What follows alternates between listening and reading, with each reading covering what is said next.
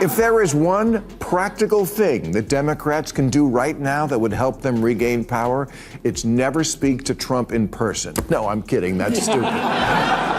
No, it's this. Inspire your moderates to vote in the primaries. Get that base excited. You have the numbers. After Congressman Moulton made his comment about his daughter not getting run over, he added, "But as a Democrat, I'm supposed to be afraid to say that." Well, then change what you're supposed to be afraid. The DNC is in chaos and BillMaher isn't holding back. You'd think he might feel sorry for a party that's lost its direction and clear message, but instead, he's calling them out hard. The outspoken host of Real Time with BillMaher went after AOC and the Democrats for failing to learn from their last major defeat, and his criticism was fierce. Let's dive into it. People ask me all the time, why haven't you ever had Hillary or Bill Clinton on? Why didn't you have Kamala on during the last campaign? You think we don't ask? We ask these people every week. They say no. It took 8 years and a petition to get Obama on. And these are people, all people I voted for. Think about that. They're afraid to come on the show of a guy who voted for them. Maher started by showing his frustration with the party he has supported for years with his vote, money, and influence. Even though he's always been one of their strongest supporters in the media, they've ignored him and avoided his show. He's invited them many times to appear on Real Time with BillMaher, but they always refuse. Why? Because they're scared of facing hard questions and can't defend their weak ideas when challenged. Instead of having open and honest debates, they stay inside their own circle where everyone agrees with them. This, Maher says, proves that the left has become weak, unsure of itself, and lazy in thinking. But then he asked, what about the Republicans? Are they just as scared? The Republicans? They show up. And when they do, they take their beating like a man. You went down to Mar-a-Lago and kissed his after that. Oh, bullshit. When the Mueller report came out, I feel like you mischaracterized it, and I feel that was shady. But you campaigned for election deniers in 2022. This I do not forgive. The Republicans, including you, January 6th, etc., are the ones who are no longer willing to play by the rules of democracy. Amendment 22, no person shall be elected to the office of the president more than twice. And yet you keep talking about Trump's maybe you should have this. Of course, Republicans have had their moments too. Some of their comebacks were sharp, others a bit awkward, and a few probably hit Maher personally. But that's not the main point. What really matters is that win or lose, Republicans actually show up. They sit across from Maher, take the criticism, and stay in the discussion even when their points aren't strong or perfectly made. Their willingness to face the spotlight, even with the chance of failing, shows real toughness and responsibility. Unlike the Democrats, they don't hide in their comfort zones. They face the challenge head-on, and that alone says a lot about them. I would love to have AOC on the show, and Mandami and Elizabeth Warren, but I can't subpoena the guests. And I can't fix that what the Democrats are scared of more than anything else, I mean, obviously besides gluten, is being primaried from the far left, even though most Democrats are not far left. They're mild-mannered and moderate, at least at my bathhouse. It's no secret that the far left is driving the whole woke movement. What's really worrying, though, is how much louder and more powerful they've become than the Democratic Party itself.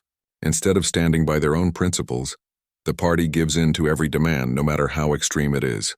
It feels like the Democratic National Committee has lost its backbone and now prefers to please everyone rather than lead with strength. Because of this, the party has turned into a weak version of itself, more focused on keeping loud activists happy than truly representing the American people. What the party really needs now isn't another leader who just gives in. It needs someone brave enough to stand firm and push back against the far-left control. Even though most Democrats are not far left, they're mild-mannered and moderate, at least at my bathhouse.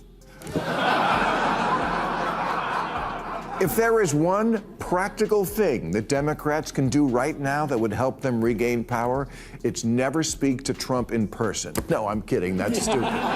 After Congressman Moulton made his comment about his daughter not getting run over, he added, "But as a Democrat, I'm supposed to be afraid to say that." Well, then change what you're supposed to be afraid of. BillMaher's point couldn't be more accurate. In recent years, many moderate Democrats have quietly moved toward the center, or even leaned slightly to the right. These are people who once proudly called themselves Democrats, but now feel left out by a party that seems to be controlled by the far left. The truth is, many of them would happily come back if the Democratic National Committee showed the courage to step away, even a little, from the strong influence of the woke movement. But instead of finding balance, the party keeps tiptoeing around the far left, afraid of the backlash and cancel culture that come with speaking up.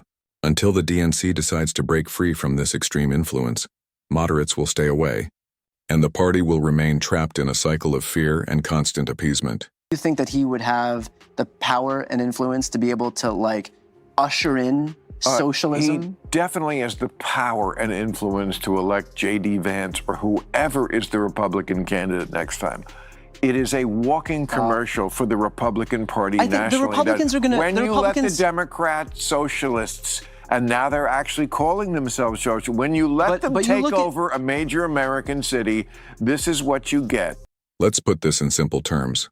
BillMaher's point is that if the Democratic Party chooses Zoran Mani as their main candidate for the 2028 elections, they'd basically be giving J.D. Vance an easy win. Maher believes Mani's woke and socialist ideas might connect with Gen Z voters, who often like bold and progressive change. But the problem is numbers. Even though Gen Z is growing, they're still not the biggest voting group. Millennials, Gen X, and especially baby boomers make up most of the voters, and Maher argues that Mani's message won't win them over. In fact, it might push them away. The main takeaway is clear. If the Democrats put their hopes on a far-left candidate like Mani, they'd be setting themselves up for failure and almost guaranteeing a Republican victory. If you're engaging with a psycho who all they care about is controlling you, they're very good at diagnosing problems. Yeah. They're very good at figuring out what your weak points are. And that's, I would argue, what a lot of these people are doing. That's right. They recognize that if you can focus on these problems, then you can, use that dissatisfaction to gain power for yourself. Right. To me, Mani isn't showing real leadership. He's simply taking advantage of people's frustration. He points out real problems in the system, not to fix them, but to use them as weapons to stir up anger and resentment. Instead of offering smart and practical solutions, his words only make the issues he talks about even worse. It's the same old strategy. Blame others, play with emotions, but never actually fix anything. And let's be honest, socialism, no matter how nicely it's presented, has never brought real success or prosperity anywhere it's been tried.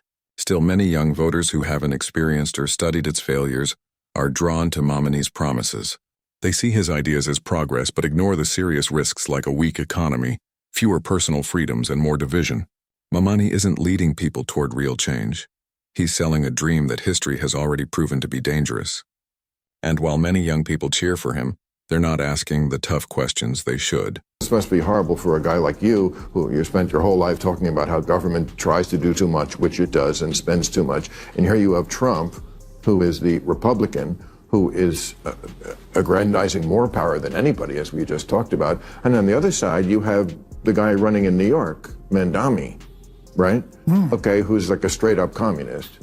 I mean, he is. He talks about, the things that communists say. I mean, he wants free grocery stores, free buses. I want him to win. You want him to win? Yeah. I think every 20 years or so. Wait. We need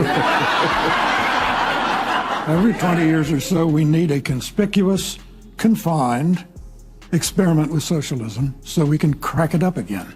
Some of us have learned from history and know exactly what socialism leaves behind, and we definitely don't want to repeat those mistakes. So no, we're not hoping for Mani's victory. Far from it.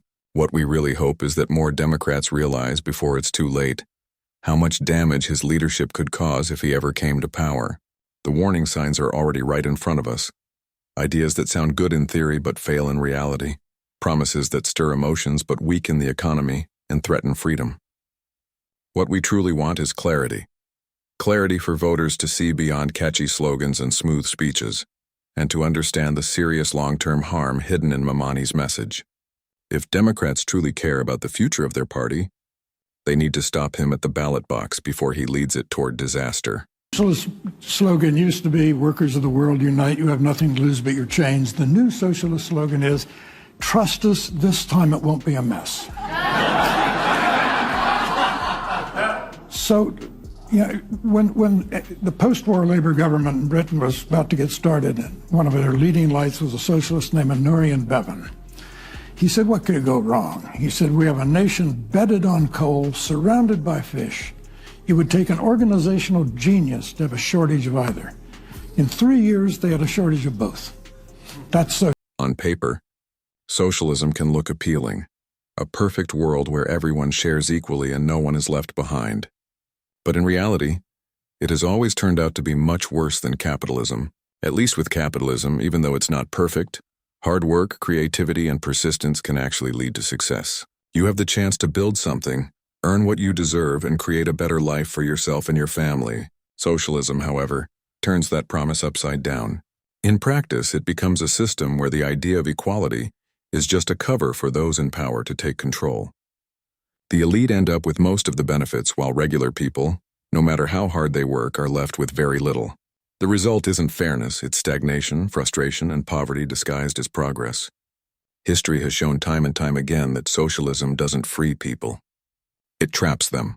I must tell the usual suspects on the far left that the saying is, when you're in a hole, stop digging, not keep digging. Talk about doubling down on what got you in the first place. Even the one concession I've heard a few people on the losing side offer, that liberals should stop saying the Trump voters are stupid, comes with a kind of unspoken parentheses, we know they are stupid, just don't say it. Sadly, that's exactly how the left often sees the right, as ignorant, old-fashioned people who can't think for themselves. It's a stereotype they hold on to, because it makes it easier to ignore conservative opinions without ever addressing the real arguments. In their eyes, anyone who supports MAGA or has right-leaning beliefs is automatically seen as uneducated, close-minded, or morally wrong. At the same time, they see themselves as the smarter, kinder, and more morally superior side. But history shows that this kind of arrogance always becomes their biggest weakness.